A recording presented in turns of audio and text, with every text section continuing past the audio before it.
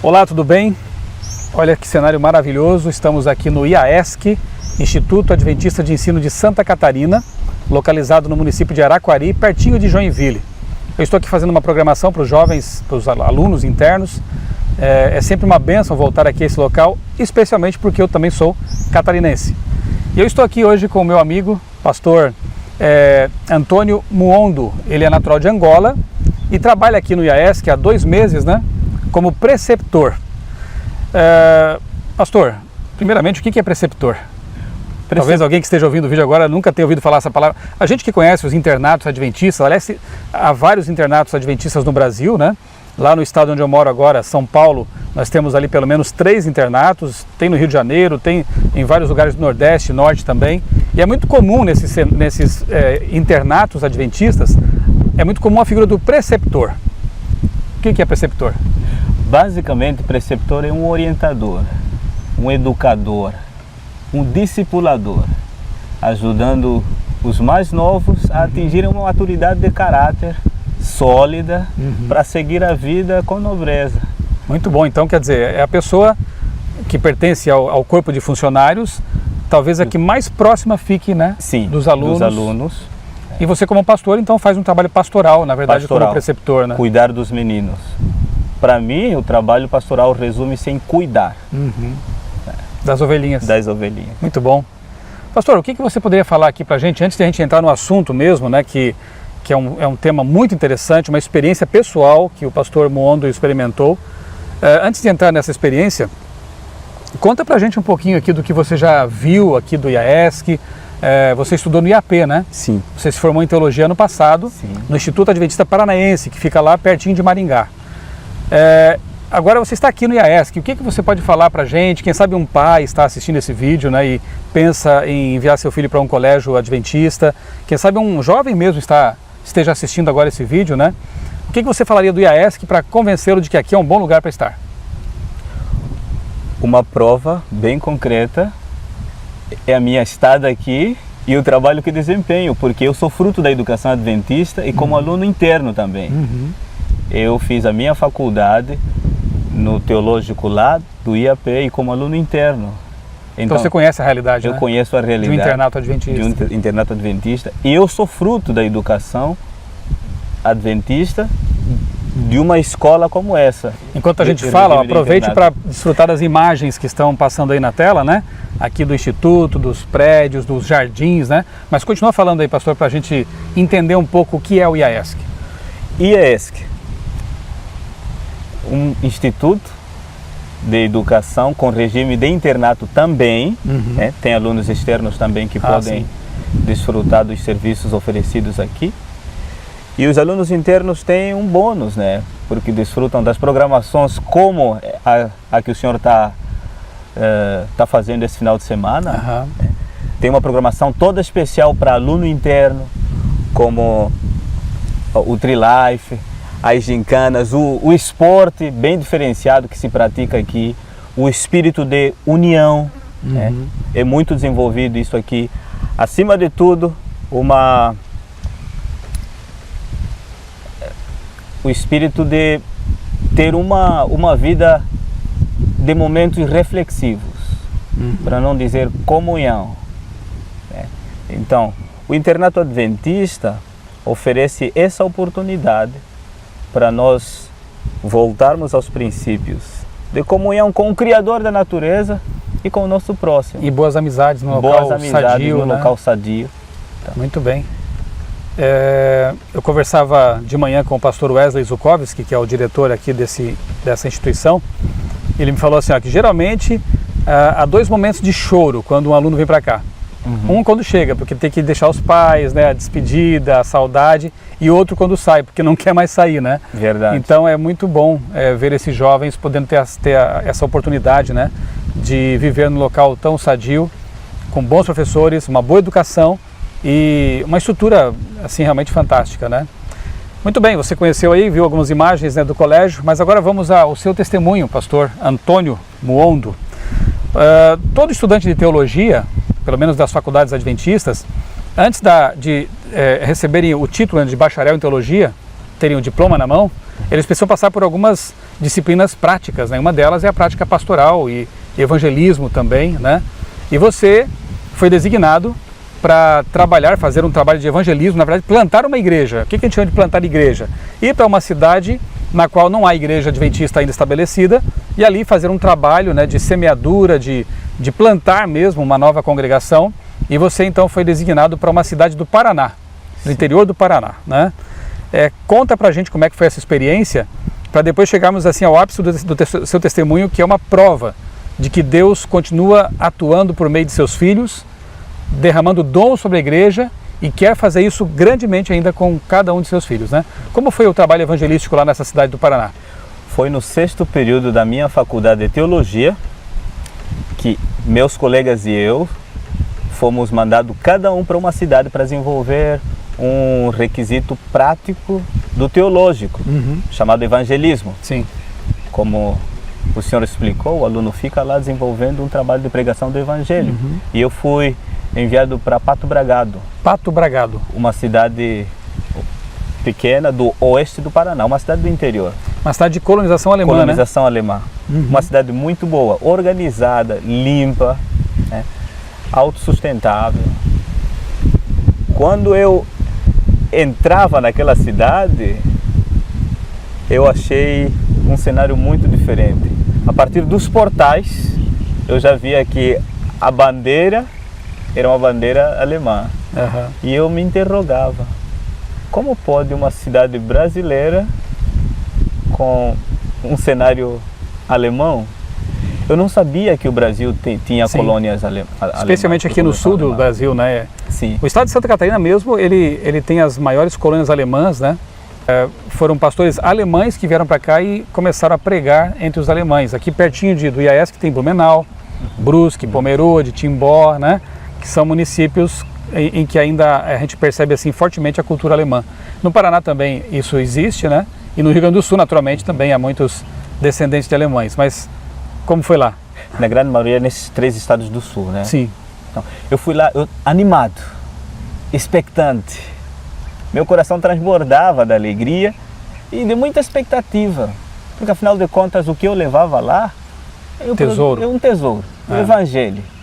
E eu estava transbordando alegre para partilhar. E não havia igreja adventista lá? Não havia igreja adventista. Era uma cidade que a igreja adventista considera missão global. Sim. Posto lá, a primeira fase do programa todo que eu fui desenvolver lá é conhecer a cidade e me fazer conhecido. Basicamente isso. Enquanto eu passava, dia seguinte, eu cheguei numa tarde, passei a noite lá no espaço em que a organização tinha alugado para eu ficar. Dia seguinte, de manhã cedo, fiz minha meditação pessoal, resolvi sair para conhecer a cidade, conhecer as pessoas. Quando eu digo conhecer a cidade, né, mais do que a estrutura física, conhecer as pessoas. Fazer contatos. Fazer contato. Eu percebi que logo na minha primeira saudação, de um bom dia, né, que eu sei que o brasileiro também é bem caloroso, né, que nem o africano, nós temos isso em comum, esse calor humano aí. Cumprimentei, bom dia! O pessoal não respondeu. Eu dei o benefício da dúvida. Sim. Sei não, talvez não ouviram. Eu cumprimentei novamente. Muito bom dia! Eles simplesmente olharam para mim e não responderam. Eu continuei dando o benefício da dúvida. Fui caminhando, cumprimentando o pessoal. Eu lembro que um jovem respondeu a minha saudação, mas com muita indiferença. Nem abriu a boca, só olhou para mim e acenou positivamente assim. E foi quando eu comecei a entender que era o jeito deles. Era o jeito deles. Bem diferente do meu, porque eu esperava, né, um brasileiro mais caloroso, mais aberto, né? Mas ali eu tive conhecendo uma cultura um pouco diferente, né? Um pouco diferente da que eu estava acostumado a ver. E isso começou a se tornar uma grande barreira. Quando eu percebi que depois que eles entenderam que eu era estrangeiro, não sou diferente, eu era também estrangeiro, eles começaram a usar a língua alemã como uma barreira.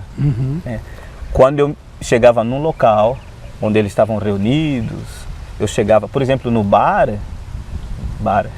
No restaurante. Restaurante? No restaurante, porque eu não frequentava bar lá, a menos que fosse para fazer contato, né, para conhecer.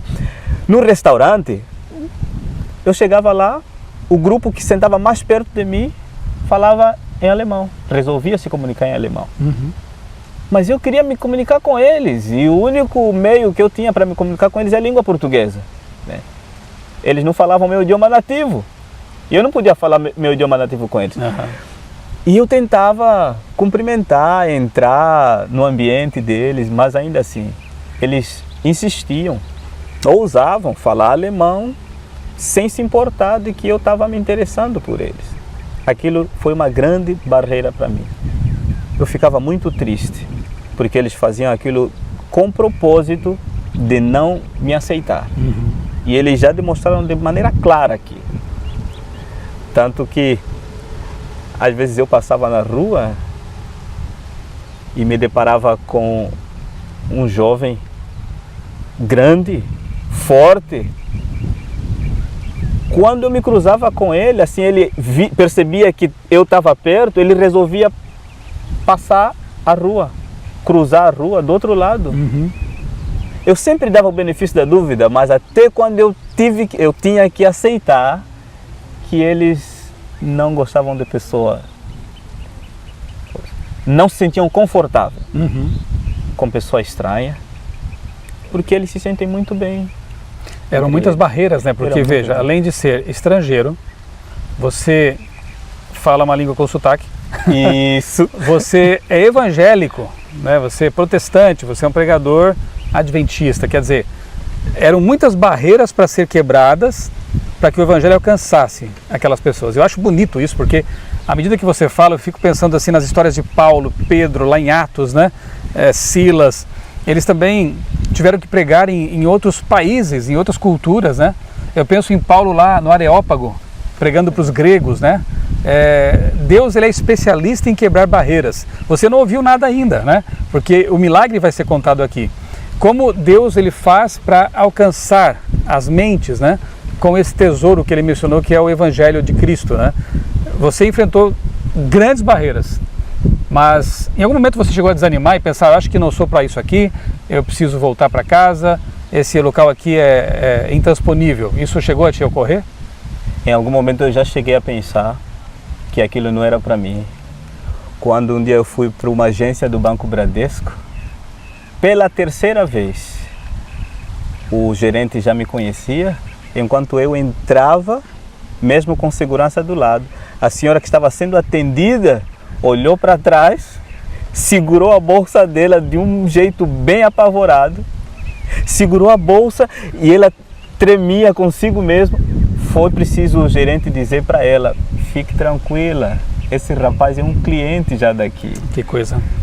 Não deu para dar o benefício da dúvida naquele Dessa vez dia. Não deu. Ô, pastor, você foi até ameaçado com uma arma, né? Como é que foi isso? Eu fui para fazer um convite. Aí sim, num bar, né? Num bar. Aí fui num bar. Alguns amigos que tiveram convivendo lá no bar, eu fui para convidá-los, porque o evangelho é para todos. Claro. Não é? Fui para convidá-los. E um dos homens a quem eu cheguei bem perto para convidá-lo, de forma bem educada, o cristão deve ser educado, sim, né? Aí ele disse, sai daqui já, senão eu mato você. Desse jeito. Eu pensei que ele estava só falando de boca para fora. Ele levantou a camisa assim e me mostrou a arma. E o rapaz que estava do lado, ele disse, é verdade, é melhor sair daqui. E eu saí daí. O fato interessante é que o dono do bar se apercebeu da cena e fechou o bar naquela noite e pediu para... Não só ele foi, pediu para todos os clientes dele atenderem ao convite. E foram assistir a pregação. Foram assistir a pregação, a reunião daquela noite. Olha só, hein? Mas esse fato foi bem depois do ponto, do ápice. Que vamos contar. Do ponto que eu quero contar aqui. Devido a essas grandes barreiras, nas minhas meditações, nos meus momentos pessoais com Deus, eu me angustiava, derramava os meus fardos, aos pés de Jesus. E eu perguntava para Deus o que Ele queria me ensinar com toda aquela situação. Eu precisava de alguma maneira aprender. Desistir, eu já sabia que não era uma opção. Não era uma opção. De alguma maneira eu precisava aprender. E eu queria que Deus me ensinasse o que Ele queria, qual era o propósito dEle. Porque mais do que me mandar lá naquela cidade para Ele mesmo salvar através da minha vida, Ele quer me salvar. E eu pedi para Ele, de forma muito sincera e com o coração ardente, que me mostrasse o quão real é Sua presença e a atuação poderosa do Espírito Santo. Eu lembrei da promessa do Espírito Santo. Eu fiz essa minha meditação numa tarde, uma meditação vespertina.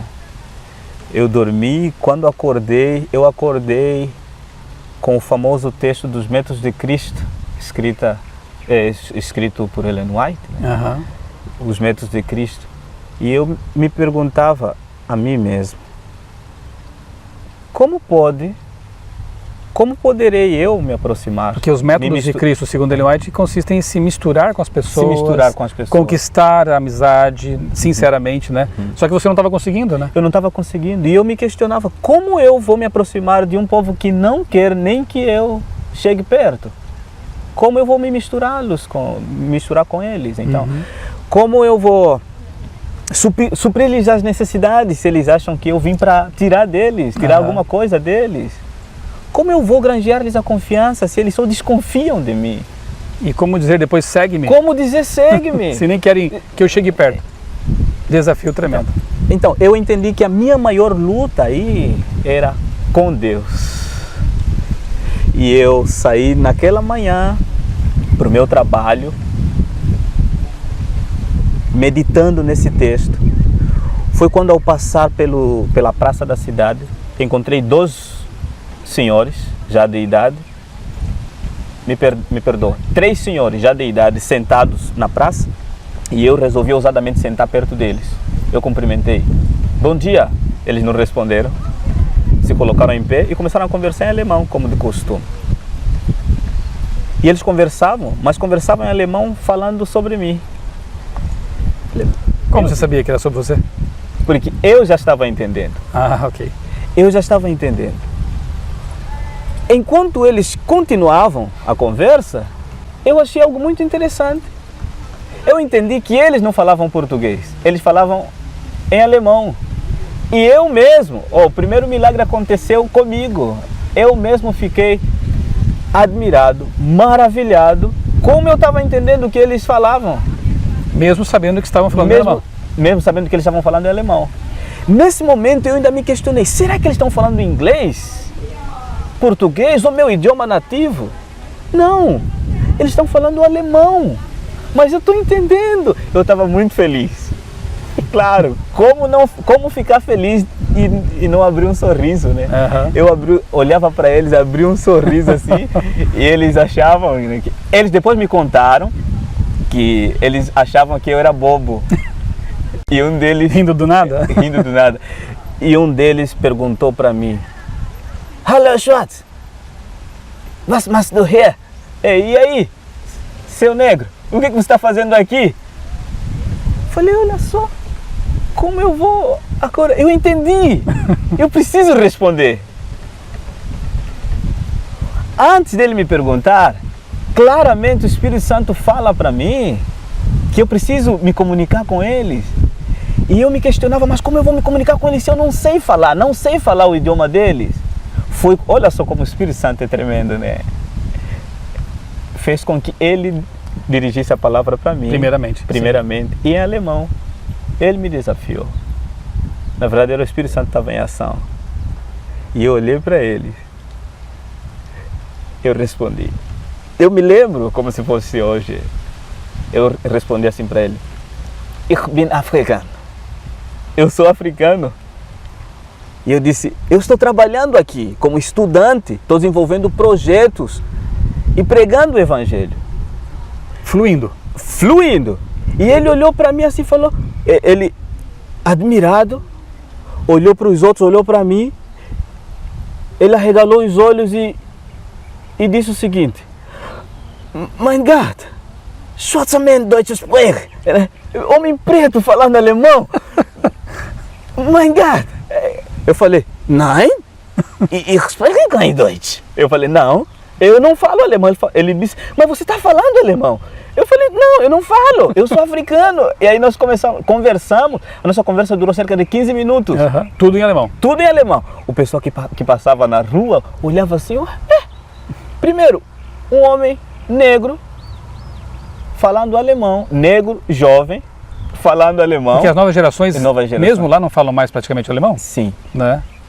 Então, o cenário naquele momento lá foi um cenário de admiração. Surreal. Surreal. O que eles talvez não entendiam é que para mim também. Estava tão surpreso quanto eles. Eu estava tão surpreso quanto eles, porque o Espírito Santo é surpreendente. Nos surpreende a todos Amém. nós. Essa foi uma grande porta, uma grande ponte, que através desse fato, várias outras frentes desse projeto se desenvolveram, se abriram. Eles mesmos passaram a me fazer, porque, me apresentaram. pastor, a história do jovem africano que fala alemão se espalhou, né? Se espalhou. E as pessoas começaram a saber disso e acho que até despertou curiosidade. Despertou curiosidade. E eles me convidavam para ir nas casas deles. Passaram a convidar. Passaram a me convidar. Eu quase que nem tinha mais tempo. E eu ia com muito prazer, porque eles podem ter esse jeito um pouco mais fechado, reservado, mas são pessoas muito sérias, comprometidas. Confiáveis. São pessoas muito boas. E eu entrava nos estabelecimentos deles de trabalho, tranquilo, e eles me conheciam como o preto que fala alemão, né? eu aprendi a respeitar, eu sou catarinense, mas não sou de descendência alemã, né? A minha cidade tem mais predominância italiana, Criciúma. Mas eu pesquisei muito e estive muito entre os alemães aqui do Brasil quando pesquisei sobre a história do Adventismo aqui no nosso país. E eu aprendi a respeitar realmente esse povo, sabe? Sim. E é isso aí, como você falou, depois que você conquista a amizade dessas pessoas, é para sempre, né? É para sempre. É uma amizade fiel, uma amizade genuína, então realmente é só preciso perfurar aquela casca, né? Verdade. E realmente conquistar. E Deus promoveu isso, né? Que até hoje, eu mostrei algumas fotos para o senhor. Você está vendo agora aí as fotos, né? E isso aí, essas fotos eu recebi exatamente hoje. Incrível. De amizades, né? De amigos que eu fiz lá. Sim. Que eu fiz lá. Então, essas fotos são da igreja que você foi estabelecida lá na cidade, né? Eles não são amigos fogo de palha, né? Eles são amigos para a vida toda. Para a eternidade. Né? E o Evangelho propõe isso, amizade duradoura. E eles me convidavam para vários eventos na cidade. Como nesse exato período que eu estive passando lá, eles estiveram comemorando os 501 anos de reforma, porque é uma cidade tradicionalmente luterana. Sim. E eles fizeram um evento muito bonito, onde grande parte dos moradores da cidade estavam nesse evento. E eles me convidaram. Olha só. E muitos que não conheciam o preto alemão, eles queriam conhecer. E queriam ver o preto alemão falando em alemão. E aí, você continuou falando? Quando eu cheguei lá... Enquanto você esteve lá, você falou, durante todo o tempo que esteve lá, alemão. O dom permaneceu. Permaneceu esse dom enquanto eu estive lá. Eventualmente eu falava português, para quem não sabia falar português. Fala alemão. Para quem não sabia falar alemão, isso. Mas sempre que eu creio que o Espírito Santo achou necessário, ele usou o dom, me usou com esse dom para esse objetivo específico. Mas terminado o evangelismo aí, cessou. Tanto que hoje você está tendo que, como diz, ralar para aprender, porque você se despertou para a língua alemã, né? Sim. E está estudando agora? Estou estudando agora. Eu estou aprendendo, mas... Mais uma prova de que você realmente não conhecia, porque você está tendo que estudar agora. Eu não conhecia. Prova disso são as pessoas que me conheciam antes. Eles mesmos procuraram ver meu passaporte, meus documentos, porque eles diziam: você já morou num país que fala alemão? Eu falei: não, eu sou africano. A África não tem sequer um país que fala alemão. O senhor sabe disso? Sim. Então, o alemão é totalmente desconhecido. Se fosse o francês ainda, né? Se fosse um francês, mas um inglês, alemão, até mesmo um árabe, até o árabe. Talvez. Mas eu nunca tive contato com a língua alemã. Eu quero deixar para você um convite, que você veja aí na descrição do vídeo um link para o outro vídeo em que aparece o testemunho aqui do pastor Antônio, E eu faço um breve estudo sobre o dom de línguas na Bíblia, né? Leia pelo menos Atos capítulo 2, né? 1 Coríntios capítulo 14, ali Paulo e em Atos, Lucas, né, narrando esse evento, deixam muito claro que o dom de línguas ele é concedido geralmente, principalmente em contextos de evangelismo, né? Para a pregação do evangelho e é capacitação para pessoas que não falam aquele idioma falarem. Atos 2, por exemplo, os discípulos passam a falar línguas estrangeiras, o estranha não é uma boa tradução, né? Mais correta é estrangeira mesmo, línguas estrangeiras que eles não conheciam. Era uma necessidade, assim como o pastor Antônio vivenciou uma necessidade urgente e ele então recebeu o verdadeiro dom de línguas, que é isso, é maravilhoso perceber como o Espírito Santo é o mesmo Espírito Santo que atuou na vida dos apóstolos, continua atuando no nosso tempo, né? E como foi depois, pastor, após esse evento, na sua própria vida, a sua experiência espiritual? Antes eu preciso só mencionar que o que os deixava muito impressionado é que o alemão que eu falava com eles, eles chamavam de Hochdeutsch. Hochdeutsch. Até então eu não sabia o que era Hochdeutsch. Hoch é alto, significa alto. E para eles Hochdeutsch é um alemão elevado, do padrão alto lá da Alemanha. Ou seja, é algo muito interessante. Um detalhe interessante. Quando Deus dá um milagre, ele não dá pela metade. Não dá pela metade. E outra coisa, Deus queria atrair o coração deles ao evangelho que eu levava para eles. Um alto evangelho. Um alto evangelho. Entendeu? Por isso é que eles viam, primeiro, uma pessoa negra falando alemão. E alemão ainda alto já não era mais aquele aquela pessoa que não tinha nada ao que dar. Desprezível, né? Então, Deus me colocou numa posição... Deus honra seus servos, isso é muito bonito. Deus me colocou numa posição para que eu pudesse transmitir o que eu tinha para transmitir. E depois de todo esse fato, meu grande desafio é continuar na mesma frequência. Ter essa experiência real e pessoal com a pessoa do Espírito Santo. Sim. E eu aprendi, resumidamente, 3 grandes lições. Deus permitiu que eu passasse por tudo isso para quebrantar o meu eu. O orgulho espiritual, eu creio que é um dos grandes, se não o maior empecilho para a atuação do Espírito Santo em nós e por nós. Deus permitiu tudo isso para quebrantar o meu eu, para que de alguma maneira me preparasse para ser usado por Ele. Segundo ponto, Deus fez esse milagre com um propósito específico, pregação do Evangelho. Sim. E sempre que Deus usa o dom de línguas, pregação contexto do evangelismo, né? Terceiro e o último, é que Deus sempre que faz um milagre, e Ele revelou isso através da vida de Jesus Cristo, sempre que faz um milagre, Ele está dando um recado. Não quer que foquemos no milagre em si, mas no recado que Ele está dando, né? Jesus, quando curava um paraplégico, dizia, no reino do céu não vai haver mais doença. Quando recitavam um morto, dizia, no reino do céu já não vai haver morte. Então, eu entendo que o recado que Deus está dando com este milagre não é para convencer as pessoas que uma pessoa negra falou alemão. E o meu objetivo não é convencer de que eu falei alemão. Não. Deus está dando o recado do seu profundo desejo de derramar o seu Espírito, a sua igreja. Não é uma coisa exclusiva para um ou para outro, né? Isso. Porque a promessa de Deus é derramar o seu Espírito em resposta à oração. Derramar o poder do Espírito, né? Eu também penso assim, pastor Antônio, que quando o Espírito Santo concede um dom verdadeiro, o que desperta em nós é a humildade. Eu conversava com o pastor Antônio lá, antes de gravarmos esse vídeo, né? E eu percebi, sim, aqui um homem humilde. Alguém que percebeu que ele é apenas um vaso, um instrumento limitado, como também sou, como você é. Somos apenas seres humanos falhos, né? Pecadores, e no entanto Deus ele tem alegria de nos usar a despeito de nossas limitações. Verdade. E o pastor Antônio disse que essa experiência o fez sentir-se ainda mais humilde nas mãos de Deus. Isso é muito bonito, né? E outra coisa que fica muito clara, tem pessoas que falam assim de maneira equivocada, né? A Igreja Adventista não tem o dom do Espírito, né? A Igreja Adventista não crê no Espírito Santo, mas que coisa mais absurda dizer isso, né? Como não crer na terceira pessoa da divindade, né? Portanto, é bom que fique claro isso, né? De que nós, adventistas, obviamente que cremos no dom do Espírito Santo, Só que no verdadeiro dom bíblico, né? Existem muitas contrafações no mundo hoje, você precisa ter certeza de que aquilo que você crê, aquilo que você segue, é realmente o dom prometido por Deus em sua palavra. A Bíblia é a regra de fé e prática. A Bíblia é o manual que deve nos ajudar a entender, como diz João, né? Provai os espíritos para ver se eles procedem de Deus. Somente pela Bíblia conseguimos fazer essas provas, né?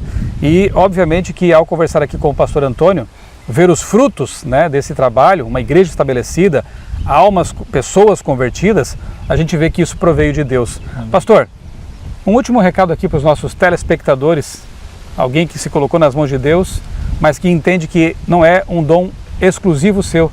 Na verdade, Deus quer conceder a todos, né, dons espirituais para a pregação do Evangelho. O que você diria para animar um irmão que esteja nesse momento, um amigo, um cristão que esteja nos assistindo agora?